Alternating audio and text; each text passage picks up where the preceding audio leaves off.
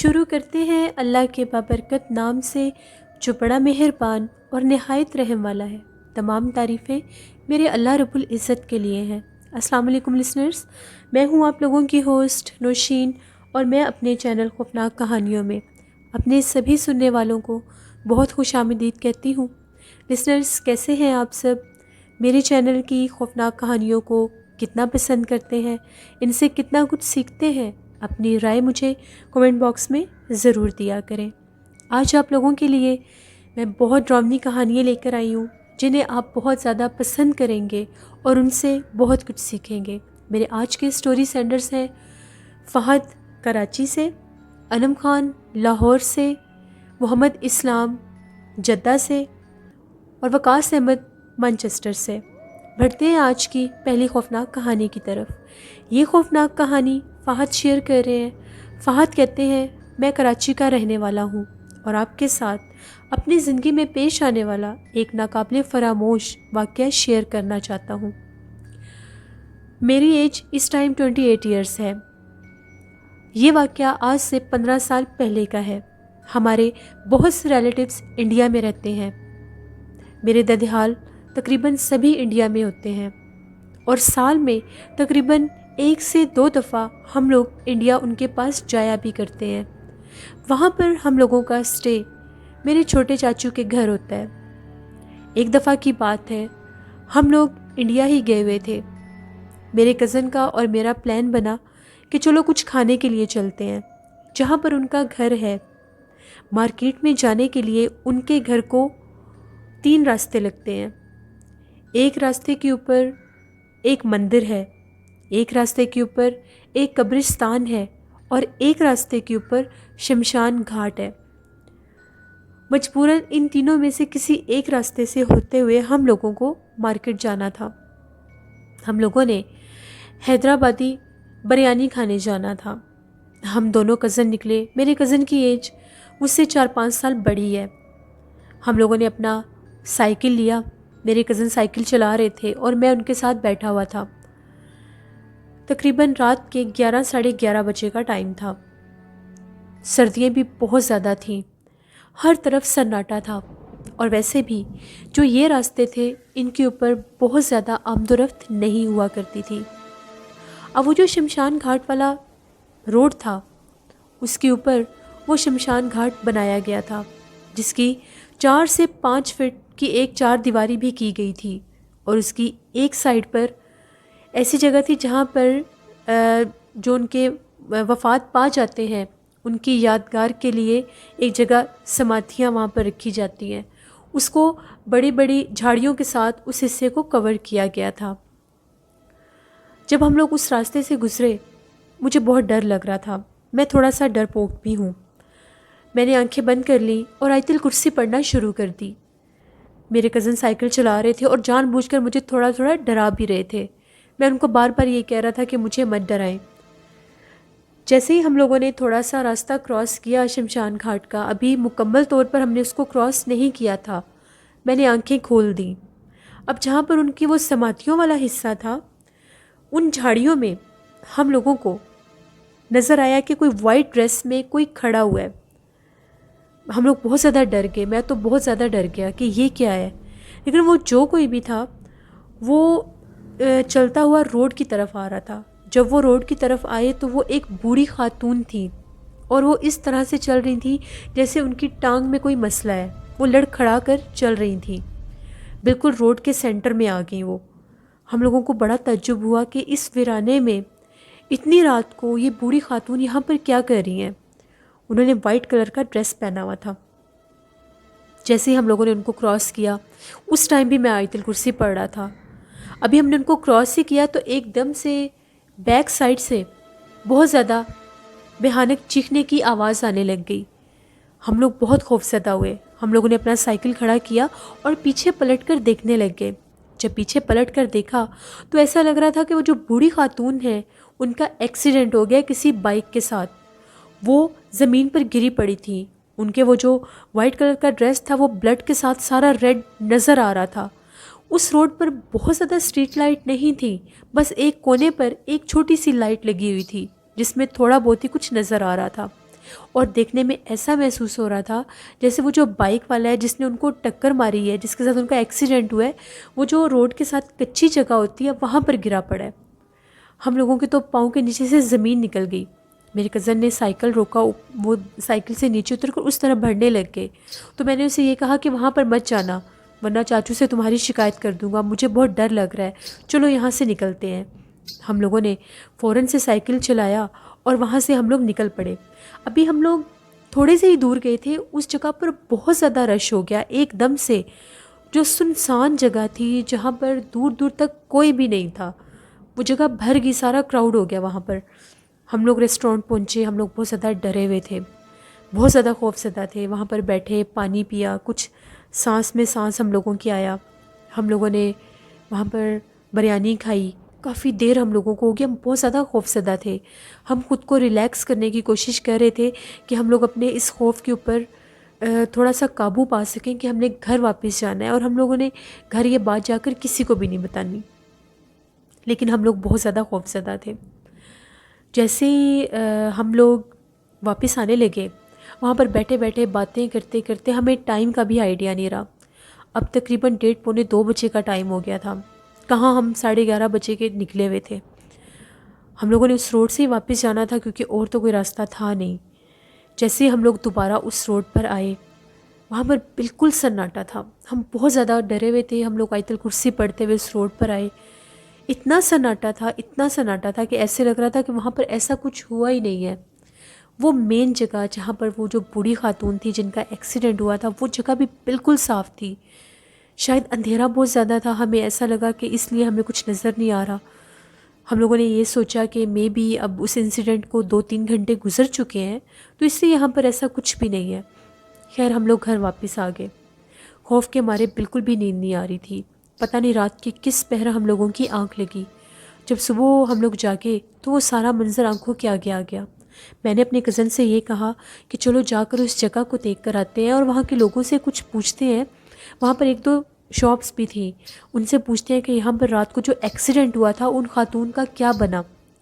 ہم لوگوں نے گھر کچھ بھی نہیں بتایا، اور ہم لوگوں نے یہی ڈیسائیڈ کیا کہ ہم گھر والوں کو یہ کہتے ہیں ہم ناشتہ کرنے جا رہے ہیں۔ ہم نے گھر والوں سے یہ کہا ہم ناشتہ کرنے جا رہے ہیں۔ سیدھا ہم لوگ اسی شمشان گھاٹ والے روڈ کے کونے پر آ گئے۔ وہاں پر ایک پان شاپ بھی تھی اور ایک چھوٹی سی جیسے کریانہ سٹور ہوتا ہے وہ بھی تھا۔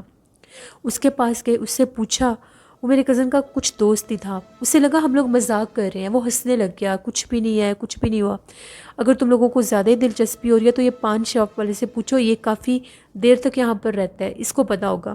ہم نے وہ جو پان شاپ والا تھا اس سے پوچھا، اس نے یہ کہا یہاں پر تو ایسا کچھ بھی نہیں ہوا۔ اور ویسے بھی شمشان گھاٹ والے اس روڈ کے اوپر رات کے ٹائم ایک بوڑھی عورت بھٹکتی ہے، وہ اکثر لوگوں کو نظر آتی ہے، جو بھی دیر رات کے جب یہاں پر سناٹا اور ویرانہ پھیل جاتا ہے وہ یہاں پر گھومتی پھرتی ہے۔ اکثر لوگوں نے اس کو دیکھا ہے اور وہ دیکھتے ہی دیکھتے غائب ہو جاتی ہے۔ تم لوگوں کے ساتھ بھی کچھ ایسا ہی معاملہ ہوا ہے؟ جب ہم لوگوں نے یہ سنا ہم بہت زیادہ خوفزدہ ہو گئے۔ ہم لوگوں کو بھی یقین آ گیا کہ شاید وہ وہی غیر مرئی مخلوق تھی، وہی جنات تھے جن کو ہم لوگوں نے دیکھا۔ ہم لوگ گھر واپس آ گئے۔ میں بہت زیادہ خوفزدہ ہوا تھا، ان دنوں میں بہت زیادہ ڈرتا بھی تھا۔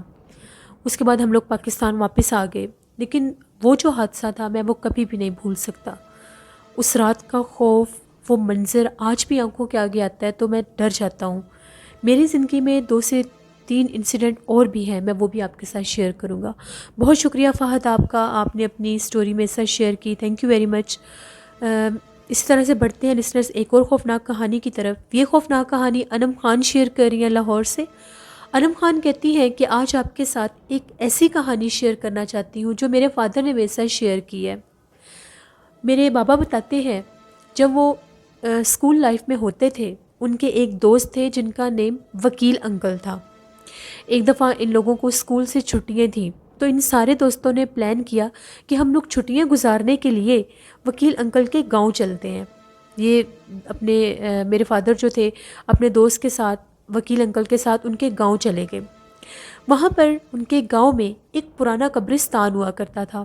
اب لوگ وہاں پر بہت کم جایا کرتے تھے کیونکہ وہ جو قبرستان تھا وہ گاؤں کی آبادی سے ہٹ کر تھا، اور اب گاؤں میں ایک نیا قبرستان بن چکا تھا۔ جہاں پر زیادہ سے زیادہ تدفین ہوا کرتی تھی، اور اس لیے لوگ اب اس پرانے قبرستان کی بجائے نئے قبرستان میں جایا کرتے تھے۔ گاؤں میں اور بھی لڑکے تھے، ان کے دوست، ان سب نے ڈیسائیڈ کیا کہ ہم لوگ پرانے قبرستان کے پاس جو گراؤنڈ ہے وہاں پر جا کر کرکٹ میچ کھیلتے ہیں۔ یہ لوگ وہاں پر چلے گئے اور وہاں پر کرکٹ میچ کھیلنے لگ گئے۔ میرے بابا نے شاٹ لگائی تو وہ جو بال تھا اس پرانے قبرستان میں جا کر گر گیا۔ سب نے وکیل انکل کو یہ کہا کہ جائیں آپ بال لے کر آئیں۔ وکیل انکل بال کو ڈھونڈتے ڈھونڈتے قبرستان کے اندر چلے گئے۔ انہوں نے کافی ادھر ادھر دیکھا، ان کو نظر نہیں آ رہا تھا کہ وہ کہاں پر بال گرا ہے۔ اتنے میں ان کی نظر پڑی تو وہاں پر ایک بہت قدیم پرانا درخت تھا، اس درخت کے پاس وہ بال پڑا ہوا تھا۔ وکیل انکل جیسے ہی اس درخت کی طرف بڑھے بال اٹھانے کے لیے، ان کو ایسا لگا کہ جیسے درخت کی ڈالیاں ہل رہی ہیں، جیسے ان کے اوپر کوئی ہے اور چھپنے کی کوشش کر رہا ہے۔ وکیل انکل کو تھوڑا سا تجسس ہوا اور وہ یہ کہنے لگے کہ اوپر کون ہے جو درخت کے اوپر چھپ رہا ہے۔ انہوں نے 2 سے 3 دفعہ پوچھا اور دیکھنا بھی چاہا، لیکن ان کو کوئی نظر نہیں آ رہا تھا۔ وہ درخت کافی زیادہ گھنا تھا۔ اب وہ بڑے حیران ہوئے کہ پتہ نہیں یہاں پر کون ہے کون نہیں۔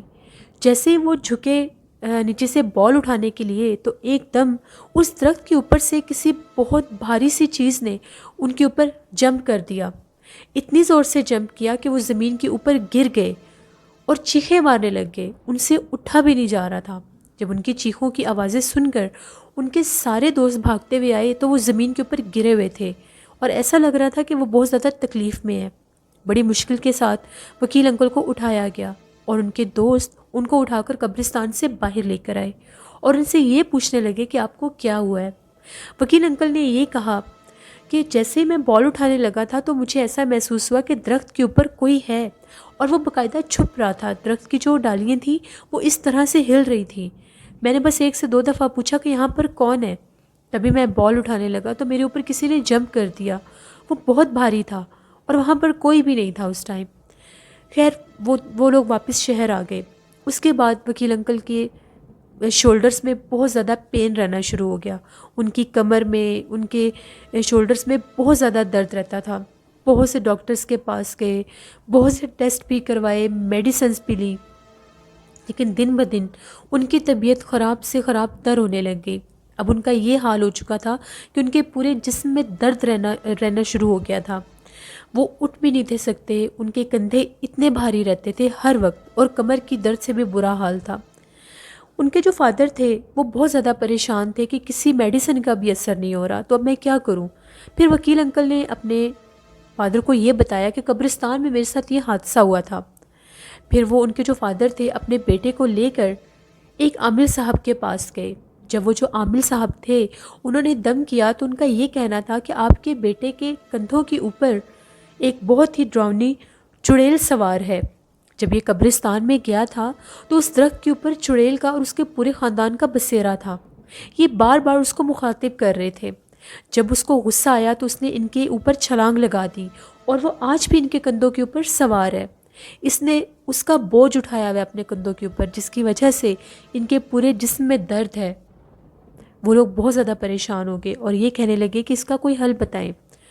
وہ جو عامل صاحب تھے انہوں نے یہ کہا کہ میں آپ لوگوں کو پانی کی ایک بوٹل دم کر کے دوں گا، آپ لوگوں نے اسی قبرستان میں جانا ہے، اس درخت کے پاس کھڑے ہو کر آپ کے بیٹے نے معافی مانگنی ہے، اور جیسے یہ معافی مانگ لیں گے ان کے اوپر آپ لوگوں نے وہ پانی گرا دینا ہے جو میں دم کر کے دوں گا، انشاءاللہ یہ ٹھیک ہو جائیں گے۔ ان لوگوں نے ایسا ہی کیا۔ وہ جو عامل صاحب تھے ان سے پانی کی بوٹل دم کروائی اور اپنے والد صاحب کے ساتھ وہ اس گاؤں میں اپنے چلے گئے، اس قبرستان میں گئے، اس درخت کے پاس کھڑے ہو کر بہت زیادہ معافی مانگی اور یہ کہا کہ مجھے معاف کر دیں، مجھے بالکل بھی آئیڈیا نہیں تھا کہ اس درخت کے اوپر آپ کا بسیرا ہے، مجھے معاف کر دیں، مجھے بہت زیادہ تکلیف محسوس ہوتی ہے۔ جیسے وکیل انکل نے معافی مانگی ان کے فادر نے ان کے اوپر وہ دم کیا ہوا پانی ڈال دیا۔ اس کے بعد وکیل انکل اور وہ لوگ واپس آ گئے۔ دن بدن ان کی طبیعت میں بہتری آنے لگ گئی اور اس کے بعد ان کی کمر کی، کندھوں کی اور جسم کی درد بھی ٹھیک ہو گئی اور وہ اپنی زندگی میں نارمل ہو گئے۔ یہ ایک سٹوری تھی جو میرے بابا نے میرے ساتھ شیئر کی۔ بہت شکریہ انم خان آپ کا، لسنرز، قبرستان میں اکثر اثرات ہوتے ہیں، قبرستان میں اکثر لوگوں کی طبیعت خراب ہو جاتی ہے، سر بھاری ہو جاتا ہے، کندھے بھاری ہو جاتے ہیں۔ قبرستان میں مردوں کا جانا ہی ہوتا ہے زیادہ تر، خواتین تو کبھی ہو تو شاید جاتی ہوں۔ تو میں ان سبھی مرد حضرات کو یہ کہنا چاہتی ہوں، آپ چاہے جس بھی ایج گروپ سے تعلق رکھتے ہیں، جب بھی قبرستان جائیں پرفیوم لگا کر کبھی بھی مت جائیں، کیونکہ وہاں پر اثرات ہوتے ہیں اور وہ اثرات انسان کے جسم پر حاوی ہو جاتے ہیں۔ ہم ان چیزوں کو نہیں دیکھ سکتے، وہ اثرات بھی وہاں پر لوگوں کی وجہ سے ہی آتے ہیں، وہ اثرات بھی وہاں پر لوگوں کے ہی بھیجے ہوئے ہوتے ہیں، جو کچھ عمل کر کے جادو ٹونے کر کے وہاں پر گوشت پھینک دیتے ہیں، وہاں پر تعویذ وغیرہ جا کر لگا دیتے ہیں۔ تو وہ جو ان کے جو جنات ہوتے ہیں، ان عملیات کے جو جنات ہوتے ہیں، پھر وہ قبرستان پر حاوی ہو جاتے ہیں، تو معصوم انسانوں کو نقصان پہنچاتے ہیں۔ اپنا خیال خود رکھا کریں۔ بڑھتے ہیں ایک اور خوفناک کہانی کی طرف۔ یہ خوفناک کہانی محمد اسلام شیئر کر رہے ہیں۔ بیسکلی انڈیا لکھنؤ سے ہیں لیکن جاب جدہ میں کرتے ہیں۔ محمد اسلام کہتے ہیں، آج آپ کے ساتھ ایک ایسی سٹوری شیئر کرنا چاہتا ہوں جو میرے پڑوسی نے میرے ساتھ شیئر کی ہے۔ یہ کہانی آج سے 30 سال پہلے کی ہے۔ جس جگہ پر وہ لوگ رہتے تھے وہاں پر اس وقت یہ کلچر تھا کہ لوگ رات کے ٹائم گھروں کے باہر سویا کرتے تھے، یعنی وہ ایک ایسا محلہ ٹائپ جگہ تھی کہ لوگ اپنے گھروں کے باہر چارپائیاں بچھا کر رات کے ٹائم سویا کرتے تھے۔ اور کچھ ایسے لوگ جن کے پاس چارپائی نہیں ہوا کرتی تھی، وہ جیسے فٹ پاتھ والی جگہ ہوتی ہے وہاں پر بھی کبھی کبھار کو چادر بچھا کر سو جایا کرتے تھے۔ وہاں پر ایک ایسی جگہ تھی جو کھنڈر نما تھی، بہت قدیم پرانی وہ جگہ تھی، اور وہاں پر کوئی بھی آتا جاتا نہیں تھا۔ وہاں پر جب لوگ رات کے ٹائم سوتے تھے تو ان کے ساتھ اکثر عجیب و غریب معاملات ہوتے تھے۔ کبھی کسی سوئے ہوئے کو یہ لگتا تھا کہ اس کے پاس آ کر کوئی لیٹ گیا ہے، اور جب وہ آنکھ کھول کر دیکھتے تھے تو وہ چیز غائب ہو جاتی تھی۔ اور کبھی کسی سوئے ہوئے کو یہ لگتا تھا کہ اس نے اپنے اوپر جو چادر کی ہوئی ہے اس چادر کو کوئی چھیڑتا ہے، اس چادر کو کوئی کھینچتا ہے۔ بہت دفعہ لوگوں کو یہ لگا کہ شاید ہم لوگوں کا وہم ہو، جیسے یہ روڈ کی جگہ ہے یا یہ جو گلی ہے یہاں سے کوئی گزرتا ہو تو ہمیں محسوس ہوتا ہو۔ جب بھی لوگ رات کے ٹائم وہاں پر سوتے تھے تو کسی کی وہاں پر ہونے کا احساس ہوتا تھا، کسی کے چلنے پھرنے کا احساس ہوتا تھا، لیکن ان لوگوں کو نظر کوئی نہیں آتا تھا۔ ایک رات کو وہاں پر ایک شخص سویا ہوا تھا اس کھنڈر کے قریب، تو رات کو سوئے سوئے اس نے اونچی اونچی چیخیں مارنا شروع کر دی۔ جیسے ہی سب لوگ اس کی چیخوں کی آوازیں سن کر اس کی طرف بھاگے تو وہ بہت زیادہ ڈرا ہوا تھا، اور اس کی جسم بھی پسینے سے بھرا ہوا تھا، اور ایسا لگ رہا تھا کہ اس نے اپنا گلا پکڑا ہوا ہے، اور بار بار چلا کر یہ کہہ رہا تھا کہ مجھے چھوڑ دو۔ سب نے پوچھا کہ تمہیں کیا ہوا ہے؟ اس نے کہا کہ میں یہاں پر سویا ہوا تھا، ایک دم سے مجھے ایسا لگا کہ میرے سینے کے اوپر بہت زیادہ بوجھ پڑ گیا ہے۔ جب میری آنکھ کھلی تو میرے سینے کے اوپر ایک بہت بھیانک چہرے والی کوئی مخلوق بیٹھی ہوئی تھی۔ اس کے جسم پر بہت زیادہ بال تھے، اس کا چہرہ بہت زیادہ خوفناک تھا، اس کی آنکھیں لال لال چمک رہی تھیں، اور اس نے میرا گلا پکڑا ہوا تھا، وہ میرا گلا دبا رہی تھی۔ جب میں نے چیخنا چاہا، شور مچانا چاہا، تو وہ بھاگتی ہوئی اس کھنڈر میں جا کر غائب ہو گئی ہے، وہ اسی کھنڈر میں رہتی ہے۔ سب بہت زیادہ پریشان ہو گئے کہ یہ کیا ہو گیا، وہ بہت زیادہ ڈرا ہوا تھا۔ بڑی مشکل کے ساتھ، اس خوف کے ساتھ وہاں پر سب نے رات گزاری جاگ کر۔ اگلے دن جب صبح ہوئی تو علاقے کے ایک بہت بڑے بزرگ نے، جو کہ بہت زیادہ ایجڈ تھے، ان کا یہ کہنا تھا کہ یہ جو کھنڈر ہے یہاں پر پہلے ایک فیملی رہا کرتی تھی، ان کے گھر میں کسی وجہ سے آگ لگ گئی تھی، جس کے بعد وہ سب لوگ یہاں پر جل کر مر گئے تھے، اور یہ گھر اس کے بعد سے آسیب زدہ ہے۔ یہاں پر اکثر لوگوں کو جنات ان کی شکلوں میں نظر آتے ہیں اور وہ لوگوں کو ڈراتے ہیں۔ بہتر یہی ہے کہ تم لوگ رات کے ٹائم یہاں پر سونا چھوڑ دو۔ پھر سب لوگوں نے اس چیز کی بہت زیادہ احتیاط کی۔ جس سائڈ میں وہ کھنڈر تھے وہاں پر پھر لوگ نہیں سویا کرتے تھے۔ یہ میرے پڑوسی کی کہانی تھی جس نے میرے ساتھ شیئر کی۔ بہت شکریہ محمد اسلام آپ کا۔ لسنرز، اللہ سے بس رحم مانگنا چاہیے ہمیشہ کہ اللہ ہمیں ایسی نہ دکھنے والی چیزوں کے ایسے حملوں سے محفوظ رکھے۔ بڑھتے ہیں ایک اور خوفناک کہانی کی طرف۔ یہ خوفناک کہانی میرے ریگولر سٹوری سینڈر وقاص احمد شیئر کر رہے ہیں۔ وقاص کہتے ہیں کہ آج آپ کے ساتھ ایک ایسے شخص کی کہانی شیئر کرنا چاہتا ہوں جو اوبر میں ڈرائیور تھا۔ وہ اسلام آباد، راولپنڈی ان سائڈوں پر ڈرائیور تھا، اس کے یہی روٹس تھے۔ وہ کہتا تھا کہ میری زیادہ تر کوشش یہی ہوتی تھی کہ میں شہر کے اندر ہی رہ کر اپنا کام کیا کروں، میں دور دراز علاقوں میں نہیں جایا کرتا تھا۔ ایک دفعہ ایسا ہوا، رات کا ٹائم تھا، تو میں نے ایک سواری کو ایک جگہ پر اتارا۔ اب میں نے وہاں سے واپس جانا تھا، تو وہ راستہ مجھے کچھ سمجھ نہیں آ رہا تھا، میں اس راستے کو بھول گیا۔ مجھے کچھ سمجھ نہیں آ رہی تھی کہ میں کس سائڈ پر جا رہا ہوں۔ جب میں اس راستے پر چل پڑا تو مجھے کچھ سمجھ نہیں آ رہی تھی میں جا کے سائڈ پر رہا ہوں۔ سیٹلائٹ نیویگیشن بھی اس ٹائم کام نہیں کر رہا تھا۔ میں گاڑی کو چلاتا چلاتا ایک ایسے ایریا میں آ گیا جہاں پر کوئی آبادی نہیں تھی۔ ایسا لگ رہا تھا وہاں پر بہت بڑے بڑے پلاٹس ہیں، میدان ہیں، لیکن وہاں پر کوئی بلڈنگ نہیں تھی۔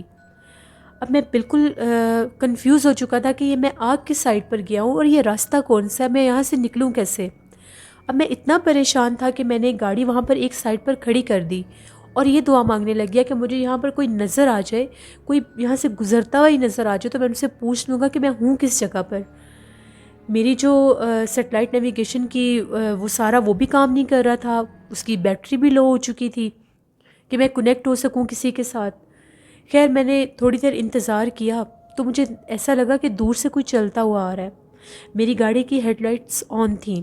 میں نے دیکھا ایک چھوٹے سے قد کے بزرگ آ رہے تھے۔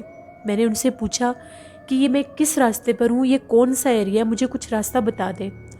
ان کا یہ کہنا تھا کہ بیٹا مجھے اس جگہ کے بارے میں کچھ پتہ نہیں۔ میں پھر بہت زیادہ پریشان ہو گیا کہ اب میں کیا کروں، ان کو بھی کچھ پتہ نہیں ہے، جبکہ وہ گزر وہیں سے رہے تھے۔ اتنے میں وہ میری گاڑی کو کراس کر کے چلے گئے۔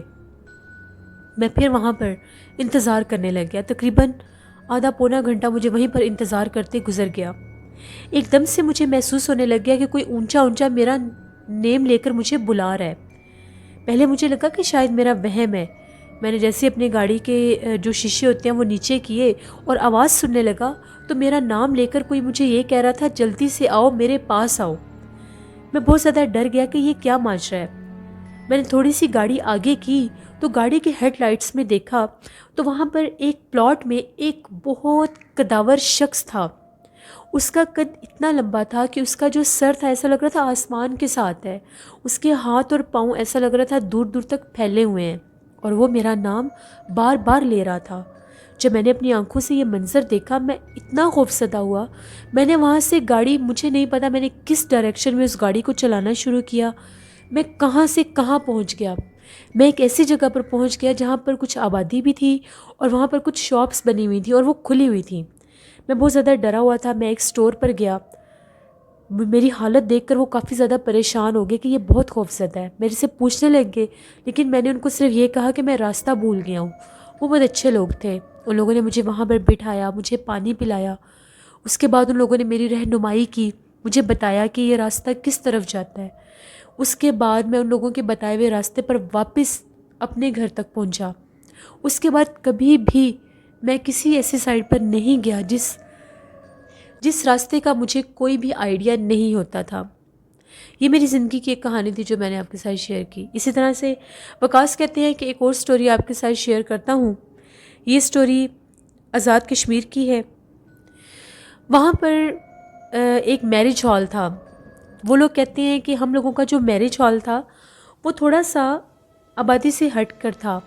وہاں پر بہت زیادہ فنکشنز نہیں ہوا کرتے تھے، بس جو پاس کے گاؤں ہوتے تھے وہ کبھی کبھار وہاں پر آ کر اپنے شادی کے فنکشن ارینج کروایا کرتے تھے۔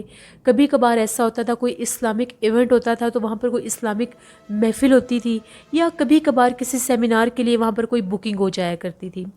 ایک دفعہ ایسا ہوا کہ ایک گاؤں سے ایک فیملی نے وہاں پر شادی کا ارینجمنٹ کروایا۔ تقریباً مرد حضرات اور خواتین کو ملا کر 100 لوگ تھے جن کے لیے کھانے کا ارینجمنٹ کرنا تھا۔ ہم لوگوں نے وہاں پر ان کے فنکشنز کے ارینجمنٹ کر دیے۔ جو حصہ خواتین کا تھا وہاں پر ہم لوگوں نے ایک فیمیل رکھی ہوئی تھی جو ان کو جا کر اٹینڈ کرتی تھی۔ جب ہم لوگوں نے وہ شادی کا فنکشن سارا کمپلیٹ کروا لیا تو ہم لوگوں کی وہ جو فیمیل ہم لوگوں کے ساتھ ورکر کام کرتی تھی ان کا کچھ پتہ نہیں چل رہا تھا۔ ہم لوگوں نے میرج ہال کو بند کرنا تھا اور کافی دیر سے ان کو ڈھونڈ رہے تھے۔ ان کو ڈھونڈتے ڈھونڈتے جب ہم لوگوں کو تقریباً آدھا گھنٹہ گزر گیا تو ہم لوگ اسی میرج ہال کے 3rd فلور کی طرف گئے جب میرج ہال کے 3rd فلور کی طرف گئے تو وہاں پر ایک کمرے کو زور زور سے کوئی پیٹ رہا تھا اور رو رہا تھا کہ مجھے بچا لو۔ جب ان لوگوں نے اس کمرے کا دروازہ کھولا تو ان کی وہ جو فیمیل ورکر تھیں وہ بہت زیادہ ڈری ہوئی تھیں اور سہمی ہوئی تھیں۔